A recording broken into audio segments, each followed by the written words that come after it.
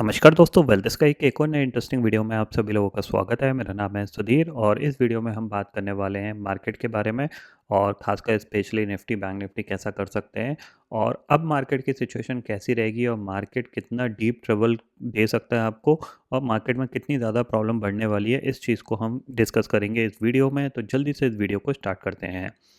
Video start करने से पहले सबसे पहले बात कर लेते हैं, अगर हम करेंटली मार्केट की सिचुएशन देखें तो निफ्टी ने एक और नया लो बना के यहाँ पे ऑलमोस्ट जो क्लोजिंग दी है वो करीब 22,800 के नीचे ही क्लोजिंग दी है। तो हमारे मार्केट में क्या दिक्कत है और आगे आने वाले दिनों में ये दिक्कत कितनी बढ़ने वाली है, इस चीज़ को हम डिस्कस करने वाले हैं। तो सबसे पहली चीज़, अगर आप यहाँ पे देखोगे तो ग्लोबल मार्केट में आपको सिनेरियो जो दिख रहा है लास्ट ट्रेडिंग सेशन में आपको क्लियरली दिख रहा है। अगर हम मेजर इंडेक्सेस में जाते हैं तो आपको देखेगा करीब डाउ 750 पॉइंट और नास्डेक भी करीब करीब 450 पॉइंट यहाँ पे गिर के बंद हुआ है।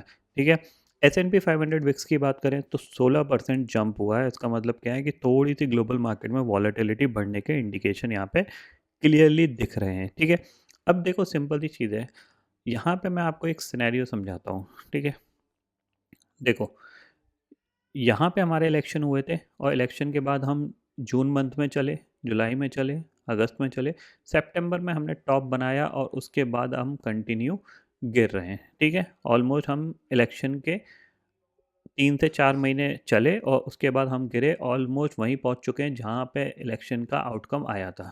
ठीक है, अब यूएस मार्केट की बात करें तो यूएस मार्केट में अगर आप देखोगे तो यूएस मार्केट का जो नवंबर में इलेक्शन हुए थे, ठीक है, ये इलेक्शन पॉइंट था। यहाँ पे इलेक्शन का आउटकम आया, उसके बाद ये ऊपर गया, इसने करेक्शन दिखाया और फिर ऊपर गया। ठीक है, तो अल्टीमेटली ये एक रेंज में थे। बट नवंबर, दिसंबर, जनवरी और फरवरी यानी 4 महीने हो चुके हैं, यानी अब जाके यूएस मार्केट में भी करेक्शन स्टार्ट हो सकता है, क्योंकि ये भी काफ़ी हद तक, डाउ जोन्स नहीं, नास्डैक तो बहुत ज़्यादा चला हुआ है। तो इसमें भी करेक्शन अब स्टार्ट होगा, क्योंकि अब जो डोनाल्ड ट्रम्प की जो पॉलिसीज़ हैं वो धीरे धीरे मार्केट में आना स्टार्ट हो गई हैं। जस्ट लाइक अ टैरिफ की, कि जैसा टैरिफ जो कंट्री लगाएगी सेम टैरिफ वो भी लगाएंगे। तो ये सारी चीज़ें यहाँ पे जो ट्रेड वॉर स्टार्ट होगा इसका इम्पैक्ट हर मार्केट को पड़ेगा। भले डोनाल्ड ट्रम्प अपने कंट्री के मार्केट को सपोर्ट करने के लिए या अपनी कंपनी को सपोर्ट करने के लिए ये सारी चीज़ें कर रहे हैं, बट कहीं ना कहीं इसका इम्पैक्ट ग्लोबली यहाँ पे देखने को मिलेगा। तो अब धीरे धीरे हर मार्केट में करेक्शन स्टार्ट होगा, यानी यूएस मार्केट का करेक्शन का टाइम अब यहाँ पे स्टार्ट होने वाला है। ठीक है, चाहे वो कोई भी मार्केट हो, चाहे हम बात करें क्रिप्टो मार्केट की, तो क्रिप्टो मार्केट में भी ये सिचुएशन आपको देखनी पड़ेगी। अगर आप यहाँ पे लगता है आपको कि जो बिटकॉइन है वो इसी लेवल पे सस्टेन करता रहेगा, थोड़े से चांसेस मेरे को यहाँ पे कम दिख रहे हैं, क्योंकि यहाँ से एक मोमेंट हुआ, फिर नीचे आया, फिर एक मोमेंट करके इसने ऑलमोस्ट यहाँ पे ये एक डबल टॉप का फॉर्मेशन किया हुआ है। थोड़ा बहुत यहाँ से ये पुल बैक आके इस तरीके से नीचे आ सकता है, इस चीज़ को ध्यान में ज़रूर रखिएगा। ठीक है, अब हो क्या रहा है, देखो हमारे मार्केट में, देखो पहली चीज़ तो हमारे यहाँ रेगुलेटर प्रॉब्लम ज़्यादा है। रेगुलेटर कुछ ना कुछ डेली, मतलब कह सकते हैं मार्केट की स्टेबिलिटी को करने के लिए वो सारी चीज़ें कर रहे हैं, बट उसके साथ साथ कुछ ऐसी चीज़ें होती हैं जो कि मार्केट को इनडायरेक्ट वे में यहाँ पे इम्पैक्ट करती हैं। जैसे कि हाँ, हमारे यहाँ म्यूचुअल फंड्स का बहुत ही कंटिन्यू यहाँ पे क्या है, एडवर्टाइजमेंट वगैरह और बहुत प्रमोशन चलता है। तो इसको देख के क्या है कि लास्ट 1-2 साल में जो नए इन्वेस्टर्स मार्केट में आए, म्यूचुअल फंड सही है, म्यूचुअल फंड में ये है, म्यूचुअल फंड में वो है, ये म्यूचुअल फंड में फलाना है, ये सारी चीज़ें सुन के 2023 और 2024 में जो इन्वेस्टर्स आए, अब उनको वो पेन झेलना पड़ेगा जो मार्केट उनको अब दिखाएगा, क्योंकि निफ्टी ऑलमोस्ट 13% डाउन है, small cap mid cap 17-18% down है। यहाँ से मार्केट ऊपर तो नहीं जाएगा, बट जिन्होंने इस लेवल पे इन्वेस्टमेंट किया, इस लेवल पे इन्वेस्टमेंट किया, इस लेवल पे एसआईपी कटी है, अब वो सब लॉस में है। अब वो जब लॉस में है और अगले 1-2 साल तक वो लॉस में रहेंगे, तो क्या है, यहाँ पे जैसे जैसे मार्केट किसी ने ऊपर बड़ा पैसा लगा दिया, उसको लॉस दिख रहा है, तो वो डर के मारे अपनी होल्डिंग्स को बेचेगा। तो इसका इम्पैक्ट जो है वो एसआईपीस पे भी आपको दिख रहा है। आप देख सकते हैं यहाँ पे new SIP registered versus SIP discontinue, जनवरी में करीब 56 लाख यहाँ पे न्यू एसआईपी रजिस्टर्ड हुई, बट इसके बदले में क्लोज कितनी हुई है, 61.33 लाख यहाँ पे क्लोज हुई है। इसका मतलब क्या है, इसका मतलब यही है कि जिन लोगों ने लास्ट 1-2 साल में अपनी एसआईपी से स्टार्ट करी थी और उनको ये लग रहा था कि मुझे पैसे मेरे बन जाएंगे, अभी मैं प्रॉफिट में हूँ, सारी चीज़ें सब कुछ मेरे फेवर में जा रही है, अब वो सारी डिसकंटिन्यू होना स्टार्ट हो गई हैं और इसका परसेंटेज धीरे धीरे बढ़ेगा ही बढ़ेगा। तो प्रॉब्लम क्या है? प्रॉब्लम ये है कि अगर ट्रेडर को लॉस होता है, एक चीज़ ध्यान में सुनिएगा, अगर ट्रेडर को लॉस होता है ना, तो ट्रेडर मार्केट छोड़ के कभी नहीं जाता, वो घूम फिर के वापस मार्केट में आ ही जाता है। लेकिन जब एक इन्वेस्टर को, खासकर म्यूचुअल फंड इन्वेस्टर को लॉस होता है और वो मार्केट को डिसकंटिन्यू करता है, तो वो वापस लौट के नहीं आता, बहुत मुश्किल होती है कि वो वापस आए। जैसे कि मैं एक एआरएन होल्डर हूँ, बेसिकली मैं एक म्यूचुअल फंड डिस्ट्रीब्यूटर हूँ। तो मैंने जितने भी मेरे क्लाइंट्स थे जिन्होंने अपनी एसआईपी को बंद किया और रिडेम्पशन कर लिया है, मतलब पैसा निकाल लिया पूरा, ऑलमोस्ट 8-8 9-9 10-10 महीने हो गए, अभी तक किसी भी एक पर्सन का मेरे को वापस कॉल नहीं आया कि मुझे मार्केट में आना है। ठीक है ना? क्योंकि होता क्या है कि जब बंदा, म्यूचुअल फंड क्या है, म्यूचुअल फंड्स में जो इन्वेस्टमेंट होता है वो बहुत धीरे धीरे बढ़ता है, बट चांसेस वेरी हाई कि वहाँ पे प्रॉफिट मिल जाता है। लेकिन जब बंदा लॉस, वहाँ पे भी उसको लॉस दिखता है, क्योंकि अल्टीमेटली वो भी तो एक मार्केट का रिस्क है ना। भले से भी इसको कितना भी प्रमोट कर ले, कितने भी ऐड कर ले, अल्टीमेटली रिस्क तो वहाँ पे भी है ना। जिस जैसे ट्रेडिंग में रिस्क है, ऐसे म्यूचुअल फंड में भी रिस्क है, बट म्यूचुअल फंड में क्या, ओवर द टाइम के साथ अगर आप टाइम देते हो तो वो रिकवर हो जाता है। ट्रेडिंग में वो सारी चीज़ें नहीं हो पाती, ठीक है। तो अल्टीमेटली लॉस तो यहाँ पे भी है, जो कि स्क्रीन पे दिख रहा होता है। और वो स्क्रीन का लॉस जब इन्वेस्टर को दिखता है ना, और जो इन्वेस्टर मार्केट में समझदार नहीं होता, वो अपना रिडेम्पशन कर लेता है, अपनी एसआईपी स्टॉप कर लेता है, ठीक है। अब इसमें प्रॉब्लम क्या है? इसमें प्रॉब्लम बहुत सी ऐसी हैं जो कि सेबी थ्रू जनरेट हुई हैं। जैसे कि जो फिन इन्फ्लुएंसर थे उनके ऊपर मल्टीपल, कह सकते हैं, बैरियर्स क्रिएट करना, क्योंकि बहुत सारे ऐसे लोग भी थे जो म्यूचुअल फंड्स वगैरह की बात करते थे, मार्केट में इन्वेस्टमेंट पॉइंट ऑफ व्यू की से बात करते थे कि मार्केट इतना करेक्ट हो गया है, आपको यहाँ पे इन्वेस्ट करना चाहिए।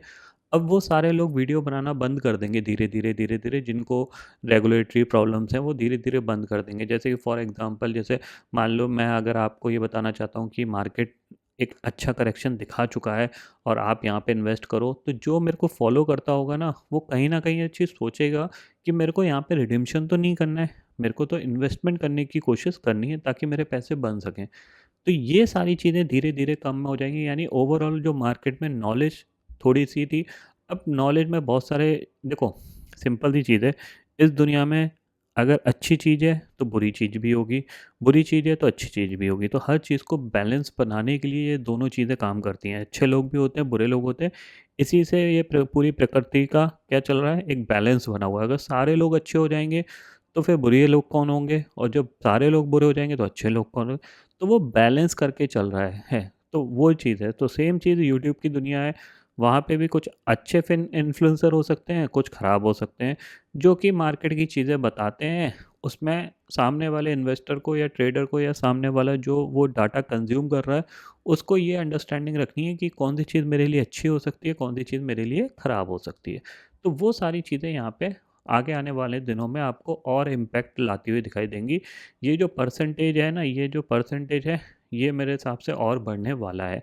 क्योंकि अब आगे मार्केट 1-2 साल तक तो बिल्कुल नहीं चलने वाला, क्योंकि जब तक मार्केट नेगेटिव प्राइस एक्शन में है, ये आप देख रहे हो, ये जो नेगेटिव प्राइस एक्शन यहाँ पे बना हुआ है, ये इतनी जल्दी पॉजिटिव नहीं होगा। क्योंकि जब नेगेटिविटी आती है ना, तो 2-2 3-3 साल तक मार्केट, एटलीस्ट 2 साल तक तो मार्केट रुलाता ही रुलाता है, ठीक है ना। तो ये ध्यान में रखना, अगर मार्केट ऊपर जाता है तो चांसेस वेरी हाई कि ये सिर्फ सेल ऑफ के लिए ऊपर जाएगा, और फिर दोबारा से नीचे जो आएगा ये और पेन क्रिएट करेगा।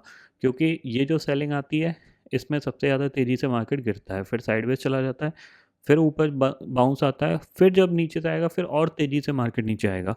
तो ये चीज़ ध्यान में ज़रूर रखिएगा, ठीक है। अब कल क्या हो सकता है, या मंडे को मार्केट पे आपको क्या ध्यान रखना है, तो वो चीज़ ध्यान थोड़ा-सा हम समझ लेते हैं। तो हमारे लिए क्या है, ज़ाहिर-सी बात है, नेगेटिव क्यों है ग्लोबली, तो हम गैप डाउन खुलने के चांसेस हमारे ज़्यादा रहेंगे।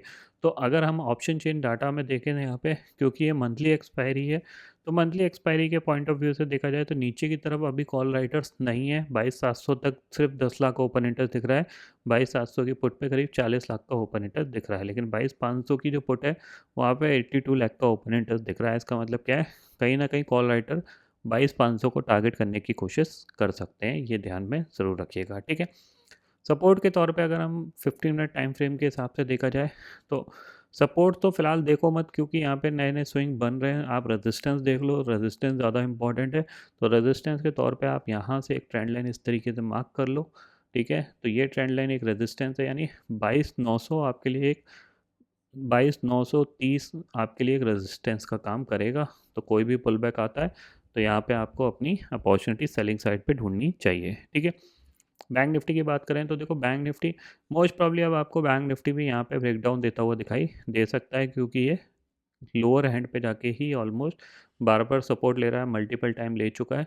तो ये ब्रेकडाउन देगा तो इसके लिए एक नया स्विंग रेडी है लगने के लिए, मोस्ट प्रॉब्ली ये ध्यान में रखिएगा। तो इस पर आप नज़र रख सकते हो। निफ्टी ने लगा दिया है, ये नीचे की तरफ फिसला तो ये नया स्विंग लो लगाने के लिए यहाँ पे रेडी है।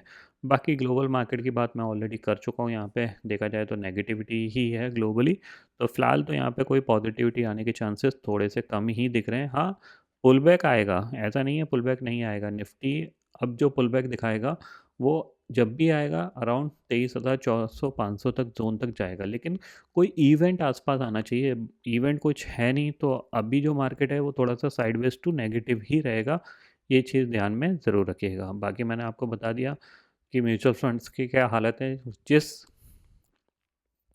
जिस चीज़ पे हमारी गवर्नमेंट या फिर बहुत सारे लोग ये ट्रस्ट कर रहे थे कि म्यूचुअल फंड में इतना इन्फ्लो आ रहा है, मार्केट नहीं गिरेगा, वो चीज़ अब आपको यहाँ पे क्लियरली दिख रही है कि जब मार्केट गिरता है तो कोई भी उसको रोक नहीं सकता, और जब मार्केट बढ़ता है तो कोई भी उसको गिरा नहीं सकता। भले कितने भी इन्वेस्टर, ये SIP अगर मैं कह रहा हूँ 61 टू प्लस 56 भी कर दो ना यहाँ पे, मतलब ये डिसकंटिन्यू वाली भी इसमें ऐड कर लो ना, तब भी मार्केट गिरेगा। क्योंकि वैल्यूएशन, मार्केट का सेंटीमेंट, मार्केट की ग्रोथ, इसको कोई नकार नहीं सकता। अगर मार्केट में ग्रोथ नहीं होगी, मार्केट में प्रॉब्लम्स होंगी, तो अल्टीमेटली सेलिंग रहेगी रहेगी, और वो सेलिंग कोई भी नहीं खरीद सकता। ये ध्यान में रखिएगा, चाहे कितने भी पैसे हों। अगर मार्केट को म्यूचुअल फंड्स वाले चला सकते हैं तो आप खुद सोचो ना, मार्केट तो फिर कंटिन्यूसली निफ्टी तो 50,000 पहुंच जाना चाहिए था, 60,000 पहुंच जाना चाहिए था। अगर ये लोग ही चला सकते थे तो ऐसा हो जाना चाहिए था ना। बट ऐसा होता नहीं है, ये तो सिर्फ एक टेम्प्रेरी न्यूज़ होती हैं जिसका फ़ायदा कोई ना कोई ले रहा होता है। जैसे बीच में गवर्नमेंट फ़ायदा ले रही थी इस चीज़ का कि हमारे इन्वेस्टर्स इतनी SIP कर रहे हैं, अब मार्केट गिरेगा नहीं, FIIs पे हमें कोई वो नहीं रखना है, उन पे उनके आने की हमें इंतज़ार नहीं करना है। तो ये सारी चीज़ें बकवास हैं। जिसको बेचना होता है वो अच्छे प्राइस पे बेच देता है, जिसको ख़रीदना होता है वो अच्छे दाम आने का इंतज़ार करता है, जैसी दाम आता है वो ख़रीद लेता है। ये ध्यान में रखिएगा। बट अगर आप लॉन्ग टर्म इन्वेस्टर हो तो बने रहिए, अपनी SIP को कंटिन्यू करिए। अगर आप SIP को स्टेप अप कर सकते हो तो बहुत अच्छी बात है, अपनी SIP को बढ़ा लीजिए, क्योंकि आगे आने वाले दिनों में मार्केट ऊपर ही जाएगा।